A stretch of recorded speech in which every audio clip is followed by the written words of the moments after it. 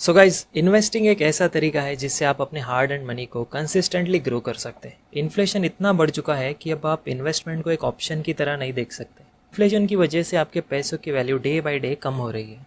तो आज के वीडियो में हम यही डिस्कस करेंगे कि how to invest your first 10,000, क्योंकि अगर आप एक छोटी अमाउंट को ढंग से मैनेज कर पाए तो एक बड़ी अमाउंट को भी आसानी से कर सकते।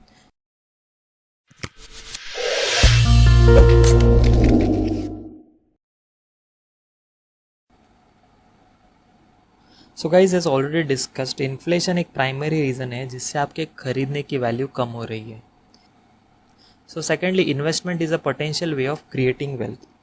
और जब आप इन्वेस्ट करते हो तब आपको पावर ऑफ कंपाउंडिंग की भी हेल्प हो जाती है। और इन्वेस्टमेंट करने से आपका प्रेजेंट और फ्यूचर दोनों सिक्योर रहते हैं। सो लेट्स डिस्कस कि आपके पास करंटली इन्वेस्टमेंट के ऑप्शंस क्या है। सबसे पहला ऑप्शन है सेविंग्स अकाउंट, जहाँ पे आपको 3 to 4% पर ईयर के रिटर्न्स मिलते हैं। और इंडिया में करंट इन्फ्लेशन रेट है 7.04%। तो आप ही सोचिए कि अगर आपके पैसे 4% से ग्रो कर रहे हैं सेविंग अकाउंट में और इन्फ्लेशन 7% है, तो आपका टोटल लॉस जो है वो है 3% का।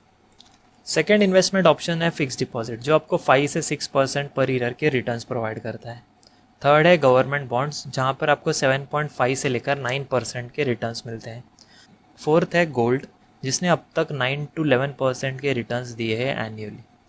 फिफ्थ है म्यूचुअल फंड्स, जो लगभग 12 से 18% के रिटर्न्स प्रोवाइड करता है, पर इस साल मार्केट करेक्शन की वजह से ये फिगर थोड़ा नीचे आ गया है। स्टॉक मार्केट है लास्ट, जहाँ पर आपको 15 से 25% पर ईयर के रिटर्न मिलते हैं। तो हमारे लिए सबसे बेस्ट ऑप्शन जो है इन्वेस्टमेंट का वो है स्टॉक्स। इसके अलावा इन्वेस्टमेंट के और भी ऑप्शंस हैं, जैसे कि real estate, commodities, metals, crypto currencies, forex trading. But जैसे हमारा कैपिटल 10,000 का है, इस छोटे से कैपिटल के साथ ये सारे ऑप्शंस फिजिबल नहीं है। सो अब मेन टॉपिक पर आते हैं कि 10,000 के कैपिटल के साथ हाई रिटर्न्स के लिए कैसे इन्वेस्ट करें। अब तक डिस्कस किए सारे ऑप्शंस में स्टॉक मार्केट ही कंसिस्टेंटली आउट परफॉर्म कर रहा है बाकी इंस्ट्रूमेंट्स के कंपैरिजन में। सो स्टॉक मार्केट ही बेस्ट ऑप्शन है for investing. Where to invest 10,000।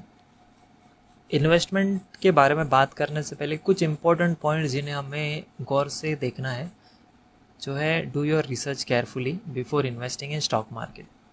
ये सबसे बेसिक एंड इम्पॉर्टेंट पॉइंट है जो किसी भी स्टॉक मार्केट इन्वेस्टर को पता होना चाहिए। और इन्वेस्ट कीजिए अच्छी कंपनी को देख कर, ना कि उसके शेयर प्राइस को। अगर कंपनी अच्छा काम कर रही है तो वो प्राइस में ज़रूर रिफ्लेक्ट होगा। Second, prefer growth stocks. Third, invest in just 2 to 3 stocks. Over diversification भी नहीं कर सकते क्योंकि हमारा कैपिटल फिलहाल 10,000 का है। तो it's better to invest in 2 to 3 good companies, जहाँ पे आपको अच्छे रिटर्न्स मिले और आपको पता चले कि कैसे आपको 10,000 को मैनेज करना है। और लास्ट पॉइंट है इन्वेस्ट इन नोन ब्रांड्स। तो एज अ बिगिनर आपको उन स्टॉक्स में इन्वेस्ट करने की ज़रूरत ही नहीं है जहाँ पे आपको श्योरिटी नहीं है, आपको कंपनी के बारे में कुछ आइडिया है ही नहीं। और मैं सिर्फ मिड कैप कंपनीज़ को ढूंढ रहा हूँ क्योंकि जिनमें पोटेंशियल है लार्ज कैप बनने का।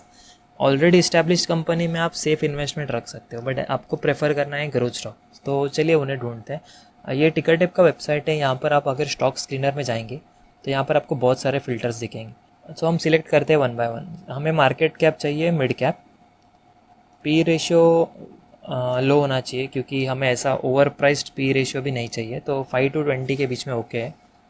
तो अभी हम देख सकते हैं 30 रिजल्ट्स।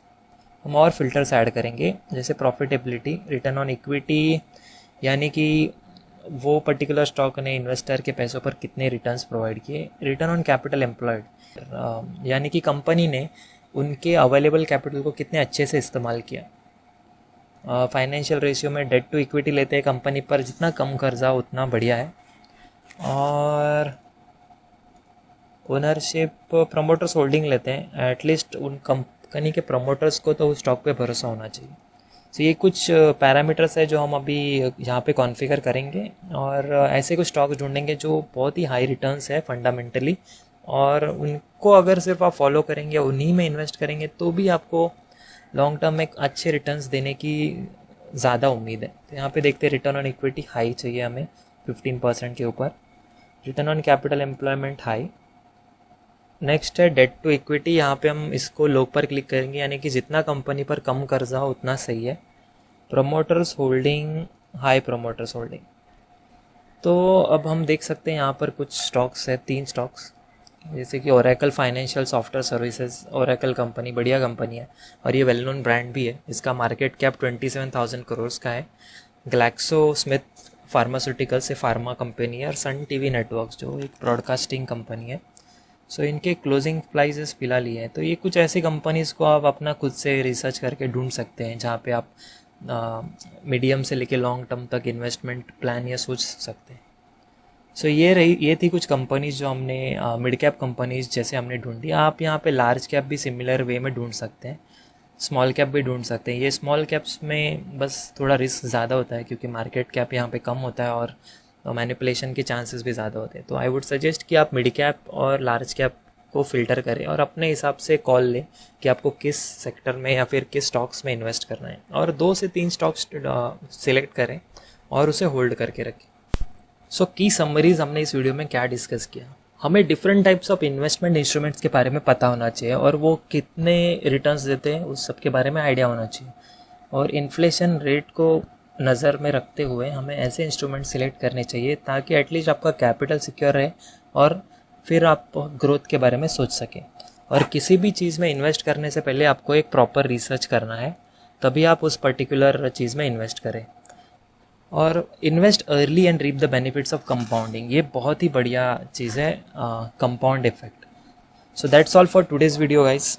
और हम हर रोज़ इतने सारे केसेस देखते हैं जहाँ इन्वेस्टर्स ने स्मॉल अमाउंट से भी ज़्यादा पैसा कमाए हैं। सो देयरफॉर सिंपल स्ट्रैटेजी है कि buy right sit tight. So that's all for today's video guys, thanks for watching. I hope this session was informative. I'll see you in the next video.